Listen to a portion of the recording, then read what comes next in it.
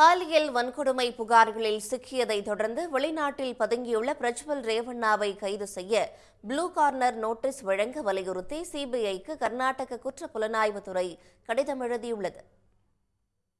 முன்னாள் பிரதமர் தேவகவுடாவின் பேரனும் ஹாசன் தொகுதி எம்பியுமான பிரஜ்வல் ரேவண்ணா நூற்றுக்கணக்கான பெண்களை பாலியல் வன்கொடுமை செய்து வீடியோ எடுத்தார் என்ற செய்தி மொத்த கர்நாடகத்தையும் கொதிப்படைய வைத்துள்ளது.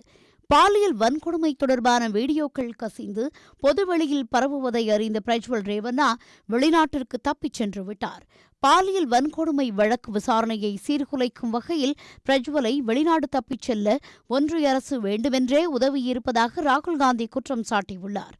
பாதிக்கப்பட்ட பெண்களை காப்பாற்ற வேண்டும் என்றும் பிரஜ்வல் ரேவண்ணா மற்றும் அவருக்கு உதவியவர்கள் விரைவாக தண்டிக்கப்பட உறுதியான நடவடிக்கைகளை எடுக்குமாறும் கர்நாடக முதலமைச்சர் சித்தராமையாவுக்கு ராகுல் காந்தி கடிதம் எழுதியுள்ளார். பிரஜ்வலுக்கு ஒன்றிய அரசு உதவியதாக கர்நாடக முதலமைச்சர் சித்தராமையாவும் குற்றச்சாட்டை முன்வைத்துள்ளார்.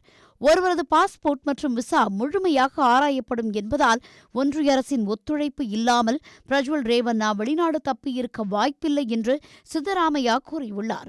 உலகத்தின் எந்த மூலையிலிருந்தாலும் ரேவண்ணாவை கைது செய்வோம் என்று சித்தராமையா உறுதிபட தெரிவித்துள்ளார்.